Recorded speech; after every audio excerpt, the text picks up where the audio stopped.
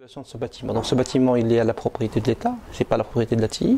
C'est un lieu qui est considéré aujourd'hui par les blogueurs comme un lieu mythique de l'ex-Ammar 404 de l'internet en Tunisie. D'ailleurs, c'est moi-même, c'est pas par hasard qu'il a mis une pancarte devant les lieux marqué Ammar 404.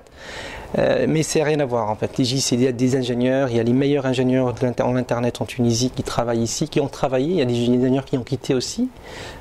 Et je pense que c'est un lieu qui pourrait être, qui peut héberger vraiment l'agence qui serve l'internet en Tunisie et qui veille au développement de la liberté d'expression sur internet et la neutralité de l'internet. C'est un bâtiment qui est cher à notre, paraît-il, hein, c'est l'information, c'est les rumeurs qu'on a pu entendre, c'est pas ce qu'on confirme ou ne confirme pas, c'est que le président lui-même, le ex-président, donc le président déchu Ben Ali a vécu dans une période ici. Mais bon, ça je ne peux pas le confirmer ni l'affirmer, mais c'est quelque chose que j'ai entendu parler. Mais c'est le blogueur d'ailleurs qui me l'a dit ça. Le procès pour moi, c'est un procès technique. Et c'est un procès qui est lié à la liberté d'expression sur Internet et à la neutralité de la TI. Uniquement ça. On a essayé de stabiliser la situation. Il y avait beaucoup de demandes, il y avait beaucoup de situations à régulariser. Des dossiers à régulariser, des dossiers administratifs liés au personnel, liés au travail de certains cadres, liés à la promotion de certains cadres. Donc il y avait aussi des jugements qui ont émané du personnel de la TI contre la TI lui-même, contre l'administration de la TI. Donc il fallait résoudre tous ces problèmes-là, sociaux, au début. Et j'ai pris la décision de Ben Ali d'arrêter les équipements de censure. C'est que les équipements ont été arrêtés, étaient stoppés, ils ne fonctionnent plus. Et en même temps, on a pu récupérer le contrôle des équipements.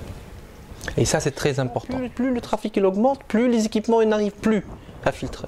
Et si on force le trafic à passer par les filtres pour tout le trafic des fournisseurs de services internet en Tunisie, ça va avoir un impact sur la qualité, donc il y aura des dégradations de la qualité.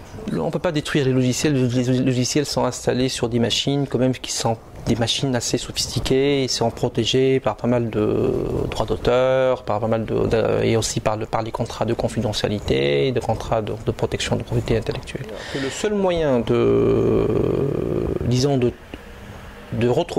réutiliser ces équipements-là, c'est de les transformer. Transformer les équipements, ça veut dire mettre un nouveau logiciel sur ces équipements-là. Mais celui qui peut mettre ce logiciel, c'est le fournisseur lui-même. Il y en a des propositions concrètes de transformer le logiciel de filtrage ou de censure qui était commandé par d'autres logiciels qui permettront de fournir des statistiques sur l'internet, de faire, un firewalling pour un peu empêcher certaines attaques sur nos équipements ou sur l'internet.